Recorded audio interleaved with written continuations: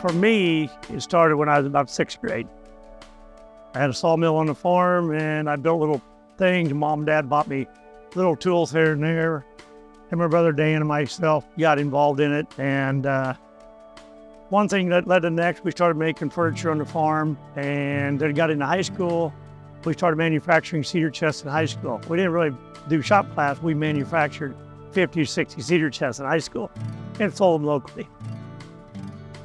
1989, Annaline Haberkamp purchased the VFW building.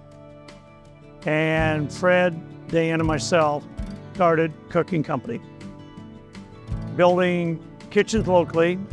A year into it, we started building gun cabinets, hutches, cedar chests, and sold it to furniture stores.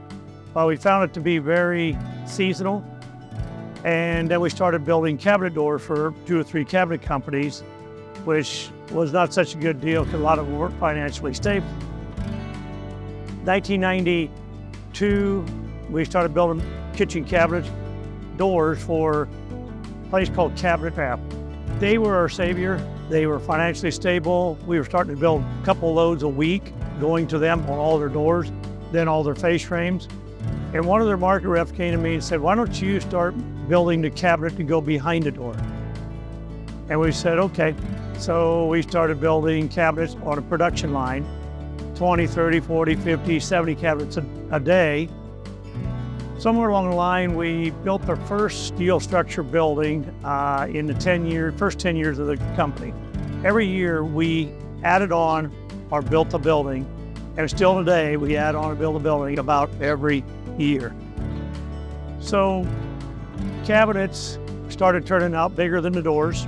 The imports started coming into the country on the door division, starting to cut into the profitability and really made it hard for the door division to make it.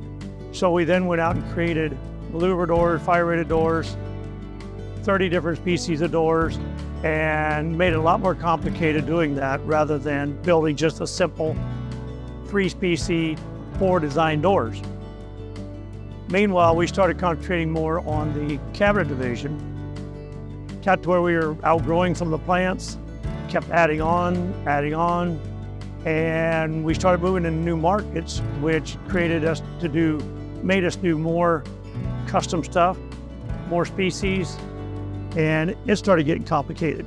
You know, we had the Wichita area, Omaha area, Nebraska, and those areas covered, and they were pretty simple. But you start getting away from here, everything starts changing.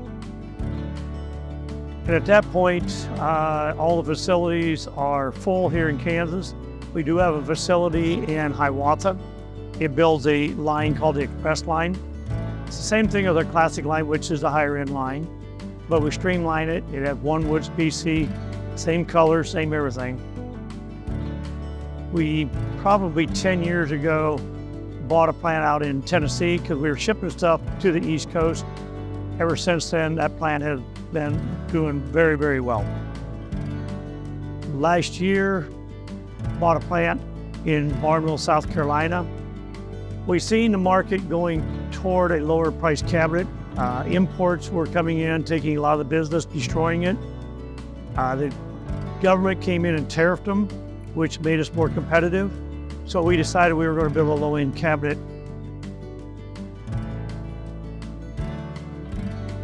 Purchased a plant in Topeka, Kansas, making the parts, which is all our drawer sides for all of our cabinet plants, and some of the other parts and pieces for our door division. Last year, 2023, the friend of mine that had the molding company that did all of our molding for all of our cabinet divisions, who's been a friend of mine for about 35 years, decided he wanted to get out of that company.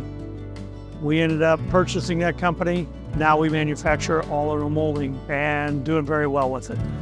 A lot of the technology is basically robotic machinery, spray machines that spray versus people that spray. I don't know whether we have like 23 flat lines. CNC routers that cut out all the parts. We probably got like 13, 14 of them. Some robotic equipment retrieving machines that will go get the sheets of particle board, bring them to the machine, set them on the machine, and it cuts it automatically. Other than that, a lot of our stuff is handwork. You still have to look at wood. Wood has a lot of defects in it. You have to sand it by hand because you got to look for those defects. Paint room, sanding, seal sanding, looking for the defects in the stain. Paint, any flaw, you got to catch it. We're building a piece of furniture out of a rough piece of wood. Very, very hard to do. I remember we were nobody. I remember when we first came to Seneca, the city council was hiring somebody to go out and find an industry to move to Seneca. We were really nobody at the time. I had a lot of ideas back then. I had no money to make it work. We grew up with no money, but we found some investors that put money into it. They trusted me. Just one thing left to another and just kept growing and growing and growing. Good management is what makes a company work. Without management, it doesn't run, and without employees working for them people, it doesn't run. The owners are only a small part of it. I may have done everything in the company, but you can't grow a company if you don't hand it off. And trusting people, it's hard at first because they can cost you hundreds of thousands of dollars by making one mistake, but you learn from mistakes. And that's really what makes it all work, is people.